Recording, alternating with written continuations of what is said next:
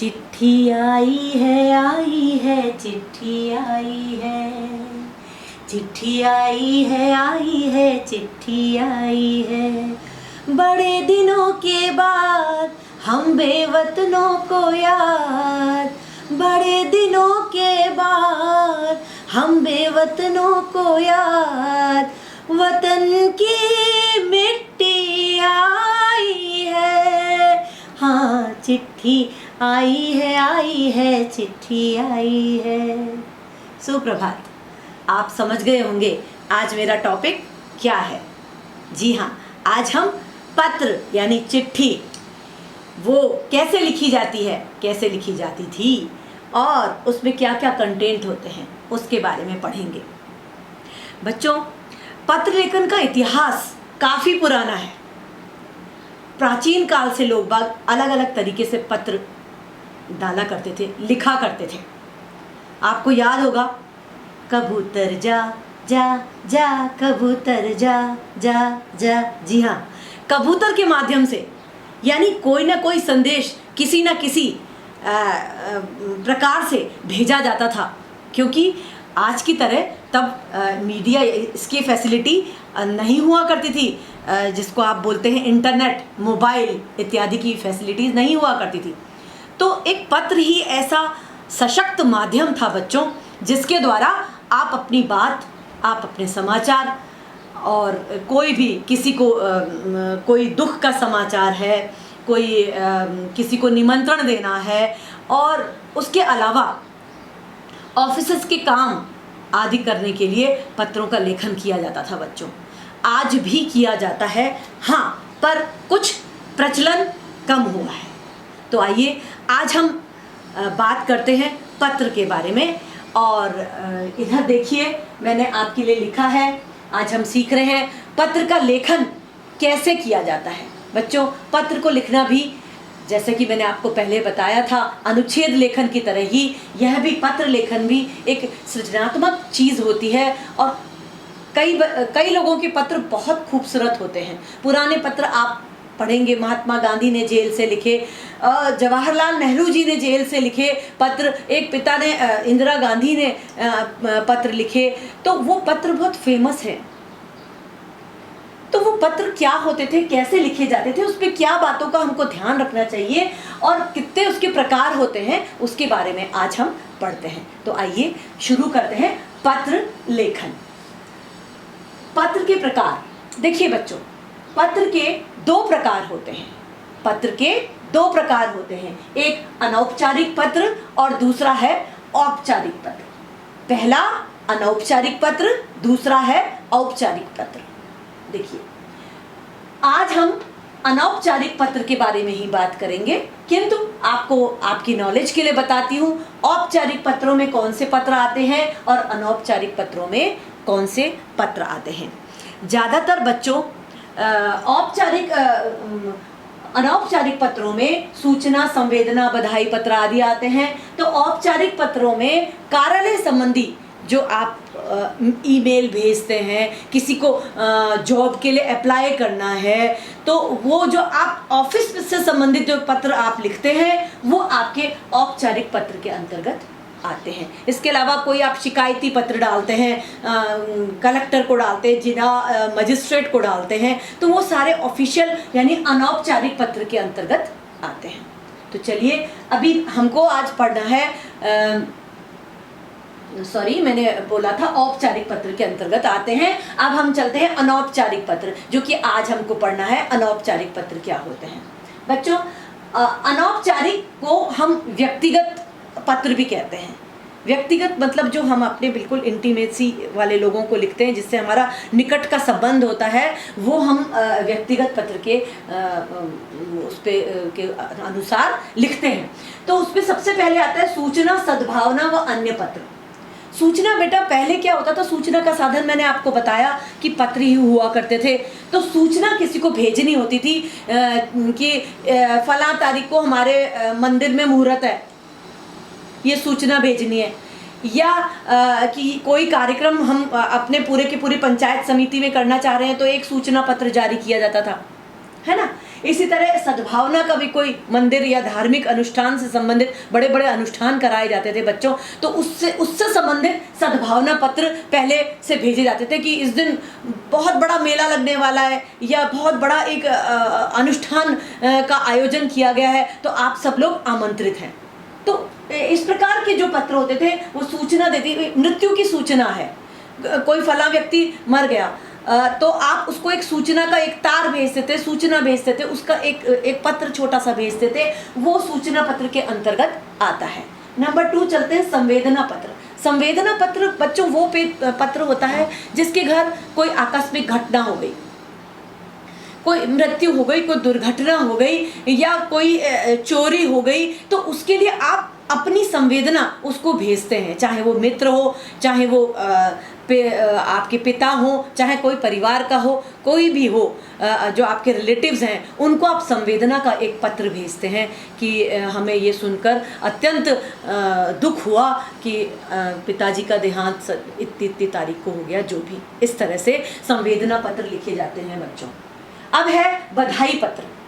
बधाई पत्र भी हम किसी की शादी तय हो गई तो हम उसको बधाई देते हुए, अपनी सहेली भी हो सकती है, आपके घर का कोई रिलेटिव भी हो सकता है, यानी मैं बार बार अनौपचारिक पत्र की बात कर रही हूँ बेटा। अनौपचारिक पत्र अपने परिवार वालों को ही भेजे जाते हैं, संबंधित और जो आपके बहुत नियरेस्ट डियरेस्ट होते हैं उन्हीं को भेजे जाते हैं, है ना। तो हम बात कर रहे थे बधाई पत्र की। तो बधाई पत्र में जैसे विवाह या आपका जन्मदिन है और आपके फ्रेंड ने आपको पत्र लिखा कि मित्र मेरा जन्मदिवस आपको बड़े लार्ज स्केल में कर रहा हूँ और मैं मैकडोनल्ड्स में मना रहा हूँ या कहीं भी मना रहा हूँ, आपको आना है। आपने उसको सूचनार्थ एक पत्र लिखा और उसको लगा कि आपने तो भेज दिया, अब उसने उसकी बधाई वो आ नहीं पा रहा, तो वो आपको एक कर्टसी के तौर पर एक बधाई पत्र लिखेगा कि भाई जो भी मित्र का नाम है, अमित, संजीव, जो भी, यार क्या करूं, मैं आना तो बहुत चाह रहा था लेकिन यहाँ मैं बहुत बिजी हूँ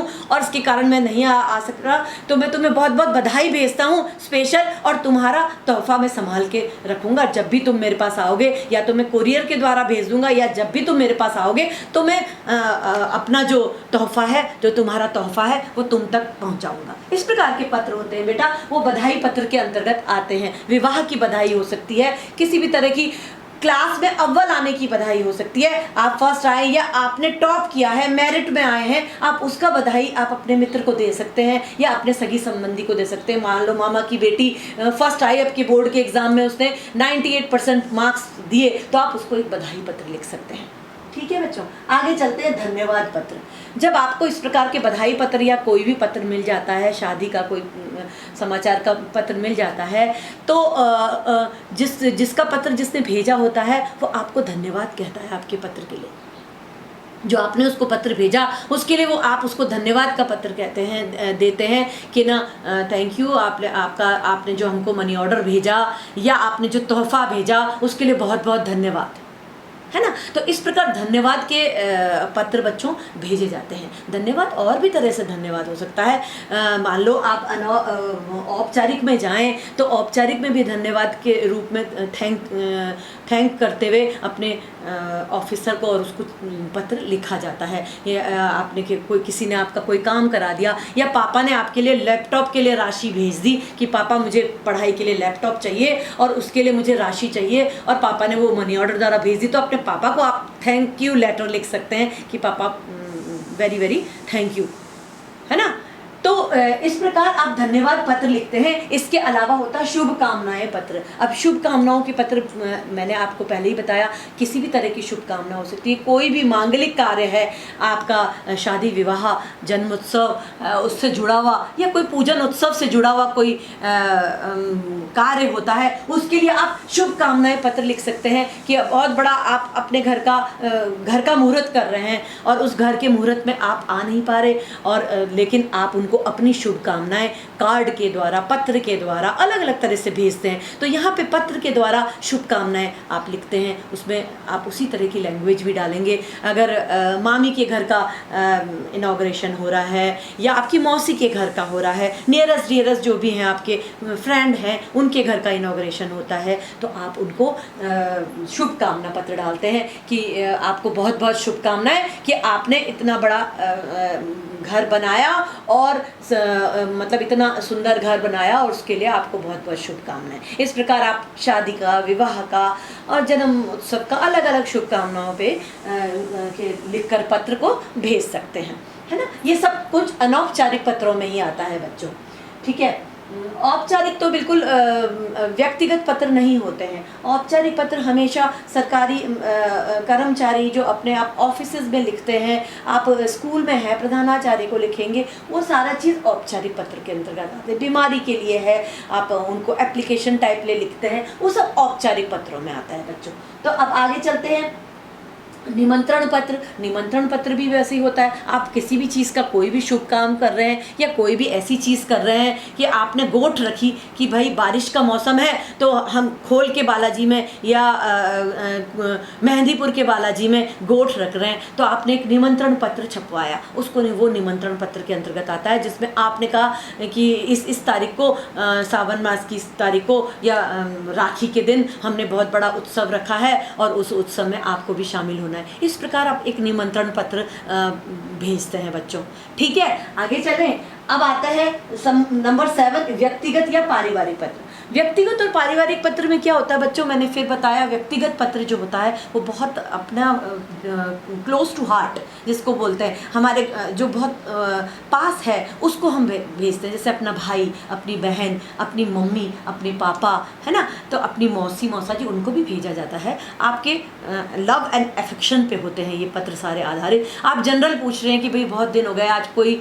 समाचार नहीं आया आपका, भाई क्या बात है, आप अपना समाचार दीजिए, वहाँ सब ठीक है या नहीं है, इस तरह से। या कोई लंबी बीमारी चल रही है कि आपकी कोई मौसी हैं, ताई जी हैं, ताया जी हैं, वो बीमार हैं, तो आप उनको पूछते हुए, उनकी कुशल क्षेम पूछते हुए आप ये इस प्रकार के पत्र लिखते हैं, है ना।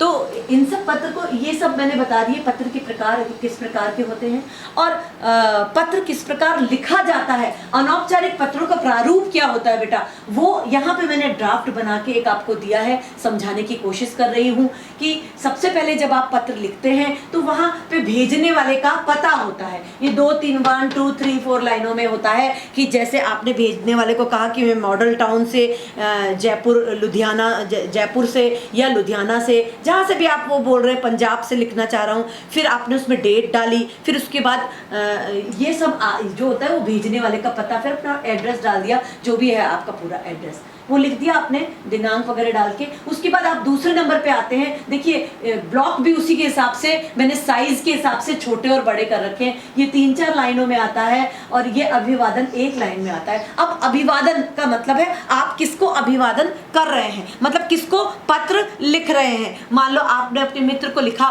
तो यहाँ पे अभिवादन में आएगा प्रिय मधुर, मान लो उसका मधुर नाम है, तो प्रिय मधुर आपने उसको अभिवादन करा, ठीक है, एड्रेस उसको कर। अब उसके बाद देखिए ये मैंने जो ब्लॉक है थोड़ा सा बड़ा बना, इससे बड़ा बना, इसका मतलब अब उनकी कुशल क्षेम वाक्यांश 2 3 पंक्तियों में। यहाँ पे जो आप लिखेंगे, लिखते ही आपने अगर उसको पत्र लिखा है तो कल तुम्हारा पत्र मिला, जानकर अच्छा लगा, है ना, कि तुम घर में सब लोग कैसे हैं, ठीक है। तो इस तरह की जो लाइनें आती हैं वो कुशल क्षेम वाक्यांश होते हैं, वो 2 3 लाइनों में बच्चों पूर्ण करने होते हैं। हमें उसी के बारे में ज़्यादा नहीं लिखना होता है। आगे चलते हैं। ये ब्लॉक थोड़ा सा बड़ा है, यानी यहाँ पे जो पत्र के का मेन जो कंटेंट है, मुख्य विषय की प्रस्तुति यहाँ होती है। अब मुख्य विषय आप जिस भी बारे में आप लिख रहे हैं, मान लो आपने लिखा कि तुम अपने मैंने आज मित्र तुम्हें आमंत्रण देते हुए पत्र लिखा है कि तुम आपकी गर्मियों की छुट्टी में मेरे पास आ जाओ, जयपुर में आ जाओ, हम मिलकर खूब घूमेंगे और मैं तुम्हें ये चीज़ दिखाऊंगा, यहाँ जाएंगे, जयपुर की ये चीज़ बहुत फेमस होती है, तुमको ये चीज़ बहुत अच्छी लगती है, तुम्हें यहाँ के लाख की चूड़ियाँ बहुत पसंद आती हैं, या वो है तो आंटी के लिए या दीदी के लिए, जो भी आपने जिसको एड्रेस करा है उसी हिसाब से लिखेंगे कि वो मैं चूड़ियाँ दिलाऊंगा, मज़े करेंगे, वाटर पार्क में चलेंगे और घूमेंगे। ये सारा कंटेंट जो होता है ना, वो बेटा मुख्य विषय वस्तु में प्रस्तुति में आता है। समझ में आया? अब आगे चलते हैं। ये जब ये समाप्त हो जाता है, ये मैटर आपका समाप्त हो जाता है, आपने सब कुछ कह दिया, उसके बाद आपको एक औपचारिकता निभाते हुए समाप्ति के लिए घर वालों हेतु संबोधन देना होता है। अब इसके बाद आप लास्ट में कुछ लाइनें ऐसी लिखेंगे जिसमें सब परिवार वालों को याद करेंगे कि चाचा जी को मेरा प्रणाम कहना, उनको प्रणाम कहना, है ना, दादाजी ठीक होंगे, या जिसको भी आप लिख रहे हैं, मौसा जी की जो नया मौसा जी ने कार ली होगी वो बहुत अच्छी है, बहुत अच्छी होगी, तुम उसमें घूम रहे होगे, मौसा जी को मेरा याद करना। ये सारी 2-4 लाइनें जो परिवार वालों से संबंधित होती हैं, तो वो समाप्ति के लिए घर वालों हेतु संबोधन करते हुए आपको लिखनी होती है। इसलिए वो भी आपको 2 ही लाइनों में लिखनी होती है, एक ही लाइन इनफैक्ट हो तो बेटर रहता है। उसके बाद हम समाप्ति पे आ जाते हैं, लेटर को समाप्त करना। लेटर जब समाप्त हो जाता है तो समाप्ति में हम जैसे आपने दोस्त को लिख रहे हैं तो आप तुम्हारा पत्र आ जाए, वो संबोधन है, तुम्हारा मित्र जो भी नाम है आपका, है ना। इसके अलावा समाप्ति पर आपका या तुम्हारा, जो अगर बड़ा कोई है, पिताजी है, तो आपका बेटा या आपकी पुत्री, है ना।